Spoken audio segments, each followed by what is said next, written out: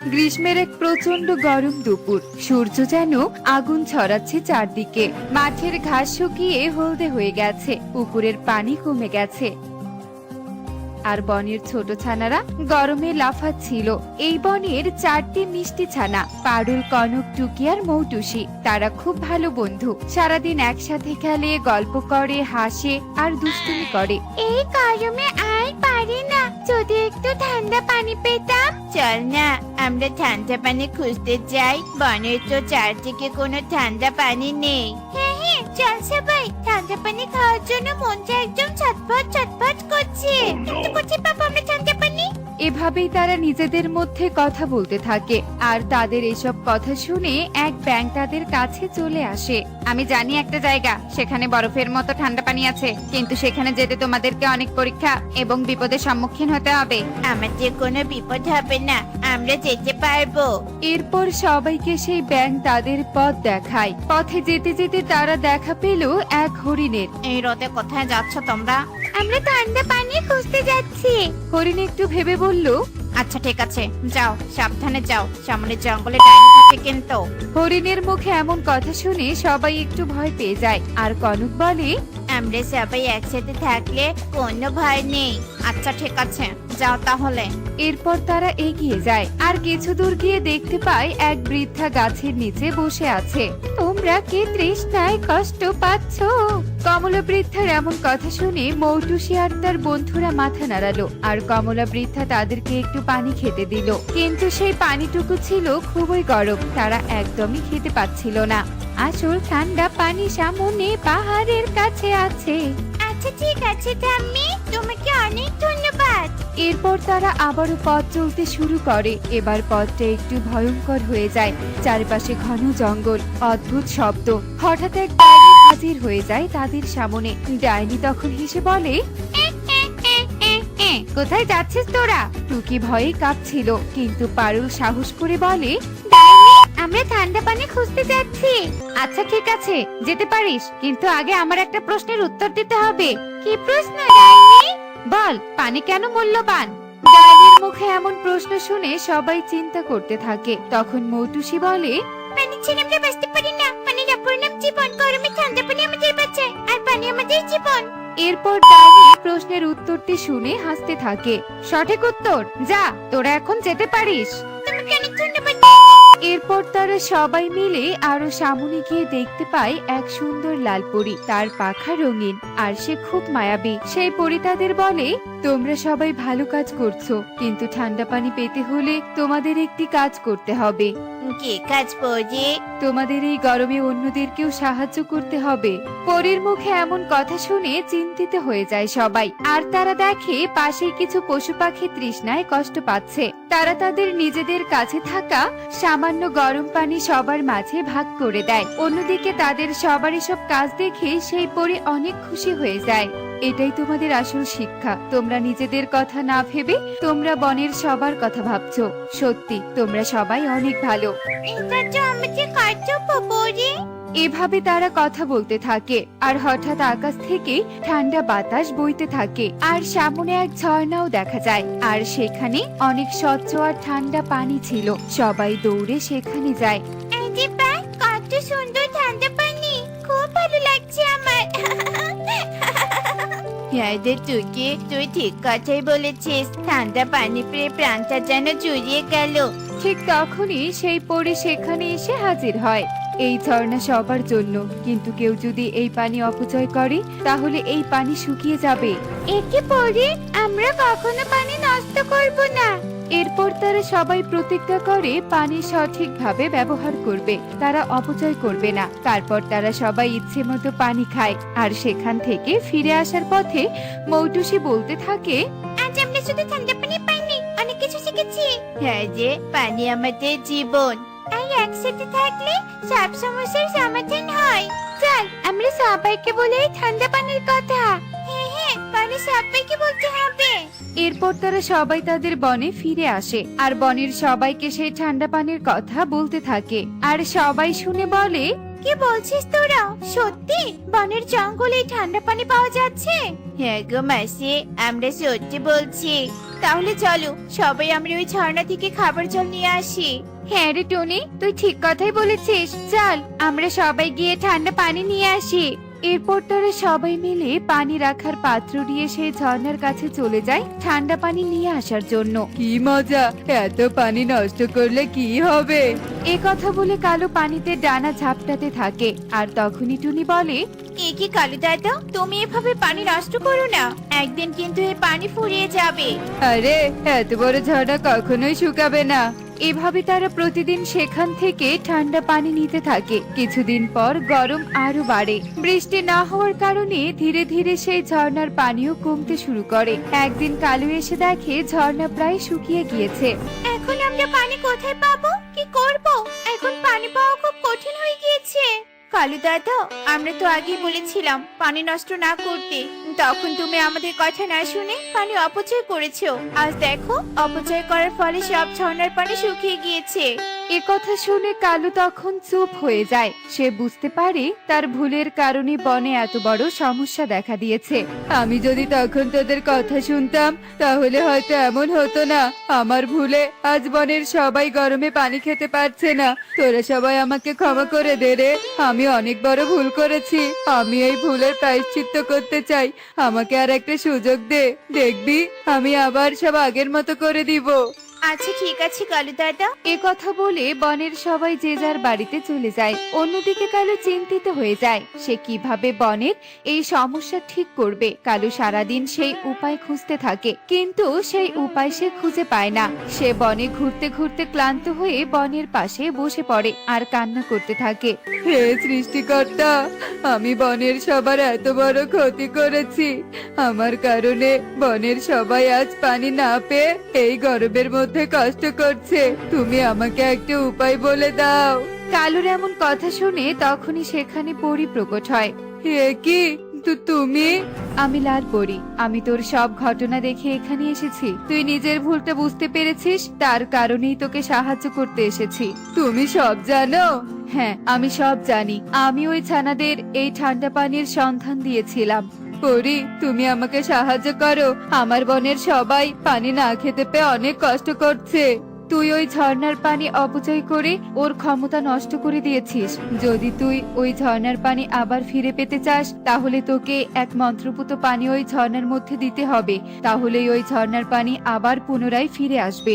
কিন্তু আমি ওই পানি কোথায় পাবো? তুমি আমাকে বলে দাও পরী। আমি তোকে দিচ্ছি ওই মন্ত্রপুত পানি।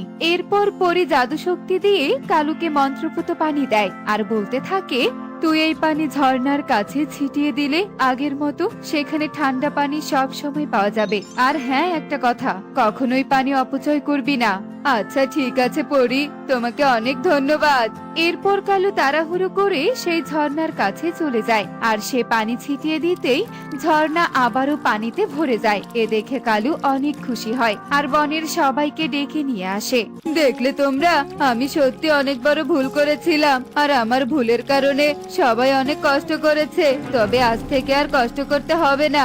আমি পানি অপচয় করব না। তুমি একদম ঠিক বলেছো, প্রয়োজনের থেকে অতিরিক্ত কিছু অপচয় করা একদম ভালো নয়। এভাবেই কালু তার ভুল বুঝে ভালো পথে ফিরে আসে আর সবাইকে শিখিয়ে দেয় পানি অপচয় করা বড় ভুল।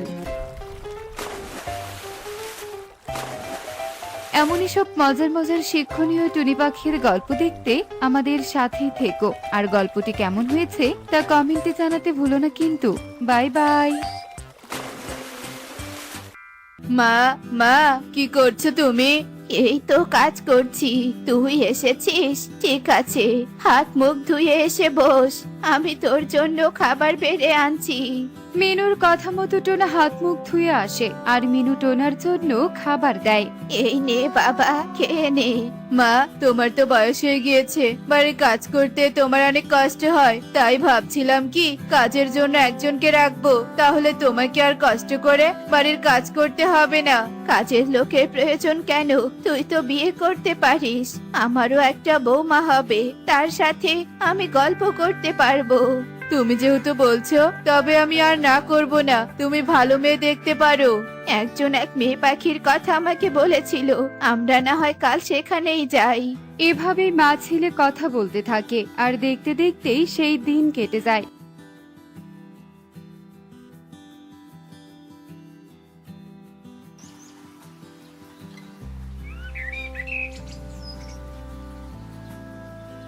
পরের দিন মা ছেলে মেয়ে দেখতে চলে যায়। এই নিন নাস্তা খান। আচ্ছা মা, তোমার নাম কি? আমার নাম টুনি। তুমি বাড়ির সব কাজ করতে পারো? পারে না মানে? ও সব পারে। ওর মা মরে যাবার পর থেকে বাড়ির সব কাজ করে। আমার মেয়ের লক্ষ্মী একটা মেয়ে। তোমাদের বাড়ির বউ হলে বাড়ি উজ্জ্বল করে রাখবে। বাহ, খুব ভালো তো। আচ্ছা, ওই বইগুলো কার? ওইগুলো বই আমার। না মানে কাজের ফাঁকে একটু পড়ে, সমস্যা নেই। বিয়ের পর আর পড়াশোনা করবে না। কেন? পড়াশোনা করা তো অনেক ভালো। মেয়ে বলে কি পড়াশোনা করতে পারবে না? মা, তোমার পড়াশোনা করতে ভালো লাগে? হ্যাঁ, আমার খুব ভালো লাগে। পড়াশোনা করে তুমি কি হতে চাও? আমি জেলা শাসক হতে চাই। জেলা শাসক এটা সরকারি কাজ। তোমার ইচ্ছে পূরণ হবে। তুমি বিয়ের পরেও পড়াশোনা করবে। টোনা, তোর কোনো আপত্তি আছে? না মা, আমার কোনো আপত্তি নেই। তুমি যা বলবে তাই হবে। তাহলে শুভ কাজে দেরি কেন? বিয়েটা দেয়াই যাক। আপনি একদম ঠিক বলেছেন। এরপর দুই পক্ষ থেকে বিয়ের সিদ্ধান্ত ঠিক হলে টোনারা বিয়ে করে টুনিকে নিয়ে তাদের বাড়িতে চলে আসে।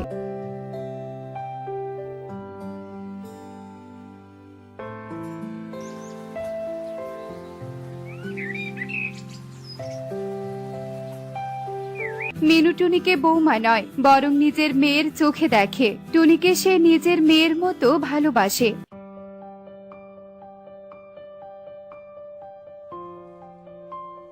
কি গো সুখী দিদি, সাইকেল চালিয়ে ওইটা নতুন বউ গেল না? হ্যাঁ রে হ্যাঁ, নতুন বউ কলেজে গেল। কেমন বেহায়া মেয়ে দেখ। মেয়ে হয়ে বিয়ের পরও সাইকেল চালাচ্ছে, আবার নাকি সে পড়াশোনা করছে। বিয়ের পরে মেয়েরা আবার পড়াশোনা করে নাকি? আগে তো জানতাম না। মিনু মাসি কেমন বউকে ঘরে তুলেছে। ওই তো টোনা আসছে। কি রে টোনা, তোর বউ নাকি কলেজে পড়ছে? তা এত পড়াশোনা করে বুড়ো বয়সে পণ্ডিত বানাবি নাকি? তোর বউকে সাবধানে রাখিস, তুই আবার পড়া না পেলে যেন তোর কান মলিয়ে না দেয়। প্রতিবেশীদের এমন কথা শুনে টোনা মনে মনে অনেক রেগে যায়। টোনা তাদেরকে কিছু না বলে রাগকে চেপে রেখে তাড়াতাড়ি করে তার বাড়িতে ফিরে আসে। মা, মা, ও মা, কি হয়েছে রে বাবা? আস্তে না আস্তে এভাবে চিৎকার করছিস কেন? টুনিকে কেন পড়াশোনা করতে হবে বলো তো? আজকের পর থেকে টুনি আর পড়াশোনা করবে না। প্রতিবেশীরা আমাকে অনেক কথা শোনাচ্ছে। প্রতিবেশীদের খেয়ে দে কাজ নেই তো, তাই এমন কথা বলছে। আমার খুব ইচ্ছে ছিল আমি পড়াশোনা করব, কিন্তু আমার পাশে কেউ ছিল না। কেউ চাইতো না আমি পড়াশোনা করি। আমার সাথে যা হয়েছে তা আমি টুনির সাথে হতে দিব না। টুনি পড়াশোনা করতে অনেক ভালোবাসে, তাই আমি সব সময় তার পাশেই আছি। কিন্তু মা, তুমি তো একা সব কাজ করতে পারবে না। টুনি পড়াশোনা করলে কাজগুলো কে করবে?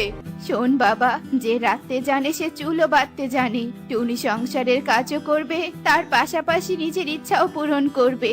ঠিক আছে, তোমরা যা ভালো বোঝো তাই করো। বচ্চাত মেয়েকে দেখেছো কিভাবে পড়ছে? চলো আমরা ঘরের ভেতরে যাই। এই বলে তারা ঘরের ভেতরে চলে যায় আর টুনিকে যা তা বলতে থাকে। হে মা, টুনি দেখি পড়া পড়ছে। আমরা আরো ভাবলাম হয়তো রান্না করছে। বিয়ের পরে এসব করে কি হবে? শেষে তো থালা বাসনই মাজতে হবে।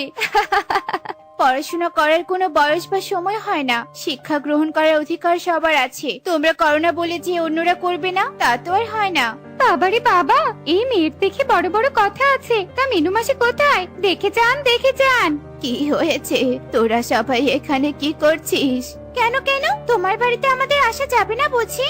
আমি তো সেটা বলিনি। তোরা এখানে এসে আমার বৌমাকে বিরক্ত করছিস কেন?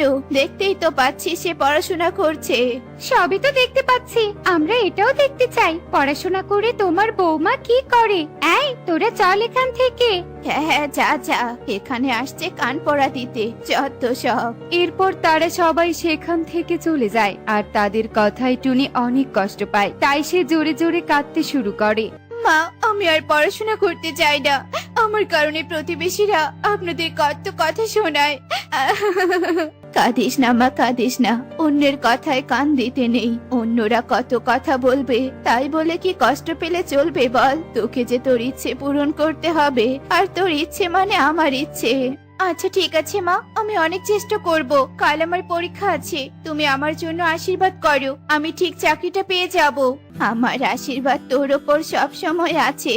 এভাবেই শাশুড়ি বৌমা কথা বলতে থাকে আর দেখতে দেখতে সেই দিন কেটে যায়।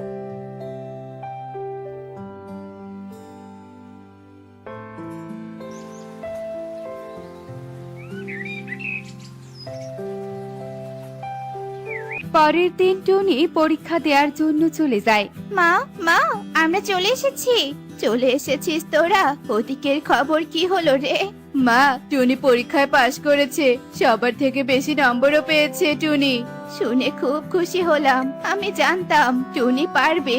তুই আমাদের মুখ উজ্জ্বল করে দিয়েছিস রে মা। প্রতিবেশীরা টুনিকে অনেক কথা বলেছে, আমি চাই এই খুশিতে তাদেরকে মিষ্টি খাওয়াতে। যা, তুই মিষ্টির ব্যবস্থা কর। আচ্ছা ঠিক আছে মা, আমি এক্ষুনি বাজার থেকে মিষ্টি নিয়ে আসছি। এই বলে টোনা বাজার থেকে মিষ্টি নিয়ে আসে। বনের সবাইকে মিষ্টি খাওয়ার জন্য দাওয়াত দেয়। মিষ্টি খাওয়ার জন্য বনের সবাই টোনাদের বাড়িতে চলে আসে। আমরা তো সবাই সে কখন এসেছি, কই তোমার বৌমাকে তো দেখছি না। মেয়ে হয়ে বাড়ির বাইরে এতক্ষণ কি করে থাকতে দাও বলো তো? সরকারি কাজ করলে তো একটু দেরি হবে, হয়তো কোনো জরুরি কাজে আটকে গেছে, হয়তো আসছে কোথাও। তোমরা আরেকটু অপেক্ষা করো। ওই তো বৌমা চলে এসেছে। মারে, তোর আজ এত দেরি হলো কেন? মা, আমি একটা মিটিং এ ছিলাম, আমাদের এই বন থেকে ওই বনে যাওয়া আসার সমস্যা, তাই এই নৌকা নিয়ে এসেছি সবার উপকারের জন্য। এই নৌকা এক উপকারী নৌকা, এছাড়াও বিদ্যুতের ব্যবস্থা করেছি, বনে সবার জন্য নলকূপেরও ব্যবস্থা করেছি। এত বড় মিটিং, সরকার সব দিয়েও দিয়েছে? হ্যাঁ টোনা, সব ব্যবস্থা হয়ে গিয়েছে। আমি থাকতে বনের কাউকে কোনো কিছুর অভাব পেতে দিব না। তোমরা দেখেছো সবাই, আমার বৌমা কত বড় একটা কাজ করেছে। শিক্ষার কোনো তুলনা হয় না, শিক্ষা একটি মহৎ গুণ। আমরা সব বুঝতে পেরেছি গো মিনু মাসি, পড়াশোনা নিয়ে আমরা তোমাদের অনেক কথা শুনিয়েছি, পারলে তোমরা আমাদের ক্ষমা করে দিও। আমরা আজ বুঝতে পেলাম শিক্ষা সবার জন্য, শুধু ছেলেরাই নয় মেয়েরাও শিক্ষা গ্রহণ করতে পারে। আমরা যা ভুল করেছি, এই ভুল আমরা আর করব না। এখন থেকে আমরা আমাদের ছেলে মেয়েদের অনেক পড়াশোনা করাবো, শিক্ষায় শিক্ষিত করব। তোমাদের কথা শুনে আমি খুব খুশি হলাম। সমস্যা নেই, আমি আছি সবার পাশে। আমি এই বনে নয়, সব বনে একটা করে শিক্ষা গ্রহণের জন্য স্কুল তৈরি করার ব্যবস্থা করব, তবে কেউ আর অশিক্ষিত থাকবে না। বনের সবাই এভাবেই খুশিতে মেতে ওঠে আর সবাই শিক্ষা গ্রহণের সিদ্ধান্ত নেয়। এরপর থেকে কেউ অশিক্ষিত থাকে না, সবাই মনোযোগ দিয়ে শিক্ষায় শিক্ষিত হয়। শিক্ষা একটি মহৎ গুণ। দেখলে তো বন্ধুরা, শিক্ষা জাতির মেরুদণ্ড। শিক্ষার চূড়ান্ত ফল হচ্ছে সহনশীলতা। তাই শিক্ষা গ্রহণ করা উচিত। এমনই সব মজার মজার শিক্ষণীয় টুনি পাখির গল্প দেখতে আমাদের সাথেই থেকো। আর গল্পটি কেমন হয়েছে তা কমেন্টে জানাতে ভুলো না কিন্তু। Bye bye.